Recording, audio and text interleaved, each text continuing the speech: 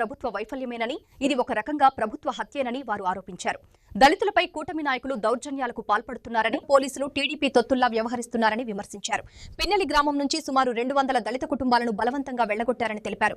బాబాసాహెబ్ అంబేద్కర్ రాజ్యాంగాన్ని తుంగలో తొక్కుతూ కూటమి ప్రభుత్వం రెడ్ బుక్ రాజ్యాంగంను అమలు చేస్తోందని ఘాటుగా మండిపడ్డారు. సాల్మన్ రాజ్ కుటుంబానికి ₹1 కోటి నష్టపరిహారం ఇవ్వడంతో పాటు 5 ఎకరాల భూమి కేటాయించాలని డిమాండ్ చేశారు. పోలీస్ వ్యవస్థను పూర్తిగా నిర్వీర్యం చేసిన ఘనత కూటమి ప్రభుత్వానిదేనని, రెడ్ బుక్ రాజ్యాంగం వల్ల ఎంతో మంది పేదలు బలయ్యారని వైఎస్సీపీ నేతలు ఆరోపించారు. పిన్నెల గ్రామానికి ఎన్నికల తరువాత తెలుగుదేశం పార్టీ అధికారంలోకి వచ్చింది. ఆ ఊర్లోకి వెళితే పోలీసుల సహాయంతో తెలుగుదేశం వాళ్ళు చంపేస్తారని భయపడి ఊరు బయట బ్రతుకుతున్న సాల్మన్ భార్యకు సుస్థి చేయడంతో అనివార్యంగా ఊళ్ళోకి రావాల్సి వచ్చింది. ఆయన ఊహించినట్టుగానే ఆయన్ని కొట్టి అతి దారుణంగా చంపారు. దీనిలో పోలీసులు ముద్దాయిలకు సహకరించినటువంటి పరిస్థితి కనిపిస్తా ఉన్నది. ఎందుకంటే 10వ తారీఖున ఆయన మీద దాడి జరిగితే అదే రోజున ఆయన తమ్ముడు సోదరుడు ఫోన్ చేసి చెప్తే పోలీసు రియాక్ట్ కాలేదు. 11వ తారీఖున భార్య వెళ్లి కంప్లైంట్ ఇచ్చినా రిజిస్టర్ చేయలేదు. 12వ తారీఖున గవర్నమెంట్ హాస్పిటల్లో చేరిన తర్వాత కోమాలో ఉన్నాడని సర్టిఫికేట్ తీసుకుని దాని ద్వారా కంప్లైంట్ ఇస్తే 12వ తారీఖున రిజిస్టర్ చేశారు. కోమాలో ఉన్న పేషెంట్ అని డాక్టర్ సర్టిఫికేట్ చేసిన దాన్ని కూడా చూసుకొని 324 చేశారు. చూసారు చిత్రం ఏంటో, ఖచ్చితంగా అటెంప్ట్ టు మర్డర్ చేయాల్సింది 324 చేశారు. దానికన్నా ముందు ఏం చేశారు తెలుసా? పోలీసులు సాల్మన్ మీద కేసు పెట్టారు, సాల్మనే కొట్టాడని. ఇలా పోలీసులు ఈ వైఖరి వల్ల అక్కడ అన్యాయంగా సాల్మన్ మరణించాడు. ఇదే విషయాన్ని పోలీసులు నిర్లక్ష్యమైనటువంటి విధానాన్ని డీజీపీ గారి యోధాన్ని వచ్చాం, ముందుగా ఇంటిమేట్ చేసి వచ్చాం. అప్పిరెడ్డి గారు లెటర్ రాశారు, మెయిల్ ఇచ్చారు, మేము వాళ్ళు 11 గంటలకు వస్తామని. సమాధానం లేదు. 4 మంత్రులు, మాజీ ఎమ్మెల్సీలు, ప్రస్తుత ఎమ్మెల్సీలు, మాజీ ఎమ్మెల్యేలు అందరం వచ్చాం. చాలాసేపు అక్కడ కూర్చున్నాం, సమాధానం లేదు. నేను ఒకటే అడిగాను, అక్కడ సీఏ గారు ఉంటే, అయ్యా డీజీపీ గారిని అడగాను, డీజీపీ గారు మా దగ్గర తీసుకుంటారా, రేపు నేను తీసుకోమని. లేదంటే డీజీపీ గారు ఫలానా వారికి ఇచ్చామంటే వెళ్తాం. దానికి సమాధానం లేదు. గంట సేపు కూర్చున్నాం, బయటకు వచ్చాం. ఏం చేయాలో అర్థం కాదా. నేను మనవి చేస్తున్నా, అనివార్యమైన పరిస్థితుల్లో రాష్ట్రాన్ని దౌర్జన్యాల నుంచి, రాష్ట్రాన్ని అల్లరి మూకల నుంచి లా అండ్ ఆర్డర్ కాపాడవలసిన హెడ్ క్వార్టర్ గేటు దగ్గర ఉంచవలసి వచ్చింది, బైఠాయించాల్సి వచ్చింది. ఈ ప్రభుత్వం పూర్తిగా బాధ్యత వహించాలి. ముఖ్యంగా పల్నాడు జిల్లా పిన్నెల్లో చనిపోయిన మందా సాల్మన్ గారి కుటుంబానికి న్యాయం చేయాలి. అట్లానే నిర్లక్ష్యం వహించిన పోలీసులు ఎవరైతే ఉన్నారో కేసు పెట్టకుండా మొదటి రోజు నుంచి కూడా నాంచి చనిపోయిన తర్వాత సెక్షన్లు మార్చి పెట్టే కార్యక్రమం చేస్తారో వాళ్ళ మీద తక్షణమే చర్యలు తీసుకోవాలని వైఎస్ఆర్ కాంగ్రెస్ పార్టీ డిమాండ్ చేస్తున్నాం. అట్లానే ఆ కుటుంబానికి న్యాయం చేయాలని ఈరోజు డిమాండ్ చేస్తున్నాం. అట్లానే ముఖ్యమైన విషయం, పిన్నెల్లి గ్రామంలో దాదాపు 200 కుటుంబాలు ఇప్పటికే ఊరి వదిలి బయటికి వెళ్ళిపోయాయి. వాళ్ళందరినీ కూడా తిరిగి ఆ గ్రామానికి చేర్చే విషయం మీద పోలీసులు చర్యలు తీసుకొని కమిటీ వేసి ఆ గ్రామానికి వీళ్ళందరినీ కూడా తిరిగి గ్రామాల్లోకి వెళ్లే విధంగా చర్యలు తీసుకోవాలని చెప్పి Palnadu YSR Congress party working president గా మేము డిమాండ్ చేస్తాం. లా అండ్ ఆర్డర్ పూర్తిగా నిర్వీర్యమైంది.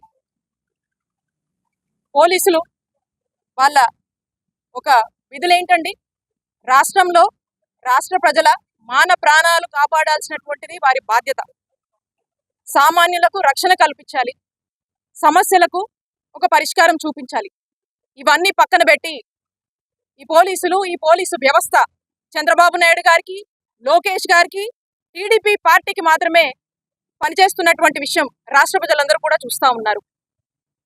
ఈరోజు రాష్ట్రంలో మనం చూస్తూ ఉన్నాము, కూటమి ప్రభుత్వం ఏర్పడిన దగ్గర నుంచి మరి 20 నెలలుగా చంద్రబాబు నాయుడు గారు ఇచ్చినటువంటి ఎజెండా ఏంటి? పోలీసులకి రెడ్ బుక్ అనేది వైఎస్ఆర్ కాంగ్రెస్ పార్టీ వాళ్ళ మీద ఇంప్లిమెంట్ చేయమని. పోలీసులు ఈ రెడ్ బుక్ అనేటువంటి పేరుతో వైఎస్ఆర్ కాంగ్రెస్ పార్టీ నాయకుల మీద, కార్యకర్తల మీద, ముఖ్యంగా మా ఎస్సీ, బీసీ, ఎస్టీ మైనారిటీలను దగ్గరుండి ఊళ్ళల్లో ఇళ్ల మీద పడి ఈరోజు హత్యలు చేస్తూ ఏ విధంగా చంపుతున్నారో రాష్ట్ర ప్రజలందరూ కూడా చూస్తున్నారు. మరి పోలీసులు దగ్గరుండి ఈ టీడీపీ వాళ్ళు గూండాల్లాగా ఇళ్ల మీద పడి చంపుతూ ఉండడము, ఈ హత్యలు జరుగుతుండడం మనం చూస్తూ ఉన్నాము. మరి ఈ రోజున మా పల్నాడు జిల్లాలో మీరు చూశారు, ఈ మందా సాల్మన్ని ఏ విధంగా అక్కడ ఉన్నటువంటి టీడీపీ వాళ్ళు ఇల్లు మీద పడి తన తలని రాడ్లతో పగలగొట్టి ఏ విధంగా చంపారో మనం చూసాము. ఇలాంటి ఈ రెడ్ బుక్ కి బలైన వాళ్ళు ఎంతో మంది ఉన్నారు మరి 20 నెలలుగా. మరి వీళ్ళందరి మీద కూడా మనం చూసినట్టయితే ఇవన్నీ ప్రభుత్వ హత్యలుగానే భావించాల్సినటువంటి అవసరం ఉంది. ఎందుకంటే పోలీసులు చోద్యం చూస్తున్నారు. ఇలా హత్యలు జరిగినా, ఇలా ఏం జరిగినా కూడా పట్టనట్టు, పైగా ఎవరైతే దాడికి గురయ్యారో వాళ్ళ మీద కేసులు పెడుతున్నారు. ఈరోజు పోలీస్ స్టేషన్ల పరిస్థితి ఏంటి? రాష్ట్రంలో ఏ సామాన్యుడు గాని పోలీస్ స్టేషన్కి వెళ్ళి ఒక కంప్లైంట్ ఇస్తే ఆ ఎమ్మెల్యే గాని, ఆ మినిస్టర్ గాని, అక్కడ ఉన్నటువంటి మినిస్టర్ గాని, లేదా చంద్రబాబు నాయుడు గారి ఆఫీస్ నుంచి చెప్తే గాని ఎఫ్ఐఆర్ కట్టే పరిస్థితి లేదు. లేదా ఈరోజు సామాన్యుడు వెళ్ళి ఎఫ్ఐఆర్ ఇచ్చి నాకు న్యాయం చేయండి అని మాట్లాడితే తిరిగి అదే సామాన్యుడి మీద ఎఫ్ఐఆర్ కట్టేటువంటి పరిస్థితులు ఈరోజు రాష్ట్రంలో నెలకొన్నవి. మరి ఇలాంటి పరిస్థితుల్ని, ఈ రెడ్ బుక్ బలైతున్నటువంటి ఈ ప్రాణాలని, మరి జంగల్ రాజ్ అనేవాళ్ళు ఈరోజు కళ్ళారా ఆంధ్ర రాష్ట్రంలో చూస్తున్నాం. ఆంధ్ర రాష్ట్ర ప్రజలు అనుభవిస్తున్నారు. ఆంధ్ర రాష్ట్రంలో ఉంది దొంగల రాజ్యం, డకాయిటీ రాజ్యం. 20 నెలల నుంచి చంద్రబాబు నాయుడు గారు ముఖ్యమంత్రి అయినప్పటి నుంచి పిన్నెల్లి గ్రామంలో దాదాపు 200 కుటుంబాలు ఎస్సీ, ఎస్టీ, బీసీ, మైనారిటీ వర్గాలు ఊరి నుంచి వెలేస్తే, తరివేస్తే ఇప్పటి వరకు ఎస్పీలకి, డిఎస్పీలకి, సిఐలకి చెప్తే ఆదరించిన వాడే లేదు. చివరికి పాపం ఒక దళితుడు ఎస్సీ నాయకుడు సాలమన్ ఆ ఊర్లోకి పోయి ఆయన భార్య క్షేమాల కొరకు, ఆరోగ్యం కొరకు పోతే నిర్దాక్షిణంగా పట్టపగలే చంపేశారు. చంపాడురా మహాప్రభు, చంపుతున్నారా అని పోలీసులకు ఫోన్ చేస్తే కేసు కట్ల. అన్కాన్షియస్ కోమాలోకి పోయాడు, చేతులు ఎత్తేశారు డాక్టర్లు. పిడుగురాళ్ళ, నర్సరావుపేట హాస్పిటల్స్ తీసుకోవట్లేదు, గుంటూరు హాస్పిటల్ తీసుకెళ్తున్నామంటే ఆయన మీద 324 సెక్షన్ కట్టారు, కోమాలో ఉన్న వ్యక్తి మీద. చివరికి ఇంకా అక్కడ డాక్టర్లు ఇంక ఇతను బెతకడు, వెంటిలేటర్ మీద ఉన్నాడంటే అప్పుడు అతని మీద దాడి చేసిన వాడి మీద ఏం కట్టారా అంటే మళ్ళీ 324, 307 కూడా కాదు. చివరికి చనిపోయిన తర్వాత దాన్ని 302 చేశారంట. వింటున్నాం, చేశారో లేదో కూడా తెలీదు, అసలు ఆ ముద్దాయిని పట్టుకున్నారో కూడా తెలీదు. చివరికి ఎంత దారుణం అంటే ఎక్కడైనా సరే నక్సలిజం చూసాం, ఫ్రాక్షనిజం చూసాం. చనిపోయిన వాళ్ళు వాళ్ళ ఇళ్ళ దగ్గరికి తీసుకెళ్లి వాళ్ళ మత సాంప్రదాయం ప్రకారం కార్యక్రమాలు జరుగుతాయి. ఆ గ్రామంలో, వాళ్ళ ఊర్లో, ఆ పట్టణంలో. ఊరికి తీసుకురాకూడదంట పిన్నెల్లి గ్రామం. మీ జాగీరా రానీరంట, దళితుల్ని వాళ్ళ బంధువుల్ని రానీరంట. అందుకే జగన్మోహన్ రెడ్డి గారి ఆదేశాలతో నేను చెప్పా, మేమే వస్తున్నాం, ఆపేవాడు ఆపండి. ఈ రోజు మీరు ఆపితే రేపు అదిగో ఆ జగన్మోహన్ రెడ్డి గారు వస్తాడు, అప్పుడు ఏం చేస్తారన్న. అట్ట కూడా రానీరా. అందరం పోతే 5గురిని పంపిస్తారంట. ఇది అన్నా కారంటమా? చావు, నివాళులు అర్పించాలి, వాళ్ళ బంధువులు రావాలి. ఇంకొక దిక్కుమాలిన ఐడియా వచ్చింది అక్కడ శాసనసభ్యుడు ఎరపతినేని శ్రీనివాసరావుకి, అక్కడున్న పోలీసులకి. స్థానికుల్నే అలౌ చేస్తారంట. దానికి ఇంకొక గొప్ప ఆలోచన ఏం తెలుసా?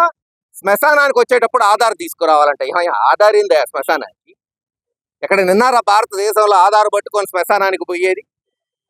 ఒక కొత్త చట్టం తెలుగుదేశంలో రాబోతుంది. శ్మశానాలకు కూడా ఆధారాలు తీసుకొని రండి, ఎవరు స్థానికులు, ఎవరు బంధువులు, ఏ కులం, ఏ మతం తెలుసుకోవడానికి. ఇదా పాలన?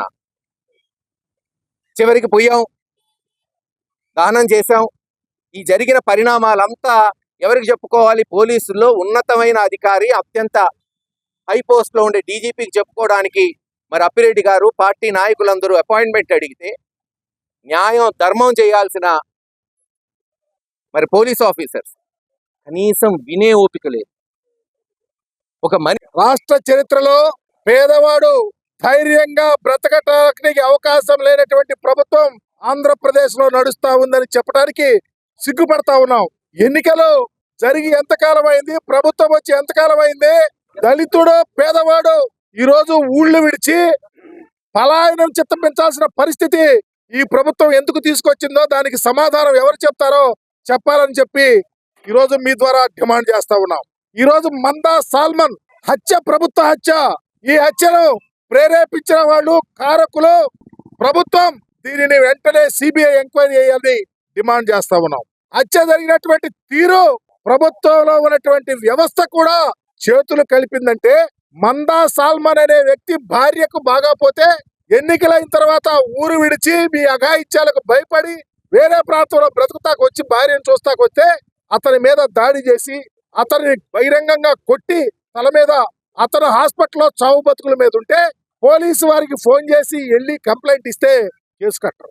ఎవరైతే హత్య చేశారో వాళ్ళు కౌంటర్ కంప్లైంట్ ఇస్తే అది సాల్మన్ మీద, మందా సాల్మన్ మీద, చావు బతుకుల మీద ఉన్నవాడి మీద 324 కడతారు. మందా సాల్మన్ వాళ్ళు ఇచ్చినటువంటి కంప్లైంట్ ఎవరి మీద ఇచ్చారో వాళ్ళ మీద కేసు లేదు. తరువాత ఇతను చనిపోయాడని తెలిసిన తర్వాత 2 కేసులు కట్టి కేసును ఆల్టర్నేటివ్ చేస్తారు. అది కూడా మధ్యలో రాజీలు చేశారు పోలీసు వారే. అంటే ఎవరి ప్రమేయంతో చేశారని అడుగుతా ఉన్నాం. ప్రభుత్వం ఒక పక్కా ప్లాన్ ప్రకారం భయభ్రాంతులను చేసే దళితులను ఈరోజు మందా సాల్మన్ చనిపోవటానికి కారకులయ్యారే. చివరికి ఏంటంటే గవర్నమెంట్ హాస్పిటల్ గుంటూరులో మందా సాల్మన్ యొక్క శవం ఉంటే మేము వెళ్తే ఆ శవాన్ని ఖననం చేసుకోవడానికి కూడా మీకు అవకాశం లేదని చెప్పినటువంటి పరిస్థితి ఉంది. మా నాయకుడు అంతా అందరు వెళ్ళి ఆ శవాన్ని మేమే భుజాన వేసుకుని మా ప్రీతం నాయకుడి యొక్క ఆలోచన ప్రకారం జగన్మోహన్ రెడ్డి గారు ఈ ఖననం జరగకపోతే నేనే వచ్చి ఖననం చేస్తానని చెప్పడం, ఈ హత్య రాజకీయ హత్య అని చెప్పడం, ఈ హత్యలేక ఆగవాలని అడగటం, ఈ హత్య జరిగిన కుటుంబాన్ని మేము ఆదుకుంటానని చెప్పడం, ఇవన్నీ ప్రజలు కళ్ళు లేని కబోజలను అడుగుతా ఉన్నాం. చివరికి మందా సాల్మన్ కళ్ళమైపోయాడు. ఆయన కుటుంబాన్ని ఆదుకోవాలని ఆ కుటుంబానికి ఆదరవు పోయింది. ఆ కుటుంబానికి ₹1 కోటి పైగా ఎక్స్‌గ్రేషియా ఇచ్చినా ఆ కుటుంబం ఏమి తేరుకోదు. 5 ఎకరాలు భూమి ఇచ్చినా ఆ కుటుంబం తేరుకోవటానికి ఆస్కారం లేదు. రీప్లేస్మెంట్ ఎవరిస్తారు? ఎవరిది బాధ్యతలు అడుగుతా ఉన్నాం. ఈ విషయాన్ని ప్రభుత్వంలో ఉన్నటువంటి పోలీస్ అధికారి పెద్ద అధికారి దగ్గరికి మేము వస్తే నిన్న మా ఎమ్మెల్సీ గారు ఉత్తరం ఇచ్చాడు. ఉత్తరం రాసి ఈ మెయిల్ పెట్టాం. ఈ రోజు ఎవరో మా అప్లికేషన్ తీసుకోరే, మా రిప్రజెంట్ తీసుకోరే. 4 మంత్రులు, మాజీ మంత్రులు, 4 ఎమ్మెల్సీలు, 5 మాజీ ఎమ్మెల్యేలు, ప్రముఖ నాయకులు వచ్చి రిప్రజెంటేషన్ ఇస్తారంటే చివరికి మేము గేటు కాడ కూర్చొని అయ్యా మందా సాల్మన్ అనే దళితుడిని ఈ ప్రభుత్వం కక్షగట్టి హత్య చేయించింది, ఆ కుటుంబాన్ని ఆదుకోవాలా, చట్ట ప్రకారం చర్యలు తీసుకోవాలి అడిగితాకు వస్తే మమ్మల్ని లోనకి వెళ్ళలేదు. చివరికి వెళ్ళి ఏడీజీ గారికి కాగితం ఇవ్వడానికి అవకాశం కల్పించారు. దానికి కారణం పత్రికలు చూశారు ఎంతసేపు ఏం జరిగిందో. మేమేమే గొడవ చేయటానికో, మేము ఈ రాష్ట్రంలో మీ ప్రభుత్వం వచ్చినాక దాడులు, అఘాయిత్యాలు, అమానుషాలు జరుగుతా ఉన్నాయి, కోకొల్లలుగా జరుగుతా ఉన్నాయి. నిన్నగాక మొన్న అనంతపురంలో 14 మంది ఒక దళిత చిన్నారిని అఘాయిత్యం చేస్తే ఈ రోజుకి వాటి మీద చర్యలు లేవు. నిన్నగాక మొన్న ఆదోనిలో ఒక మహిళను కారుతో గుద్దించి తెలుగుదేశం వాళ్ళు చంపితే కేసులు లేవు. ఈరోజు శ్రీకాకుళం జిల్లాలో అయితే ఒక విద్యార్థికురాలైనటువంటి ప్రిన్సిపల్ మీద అఘాయిత్యం శాసనసభ్యుడు చేస్తే కేసులు లేవు. ఈరోజు ఎక్కడ చూస్తే అక్కడ పేదవారి, దళితుల మీద దాడులు, అఘాయిత్యాలు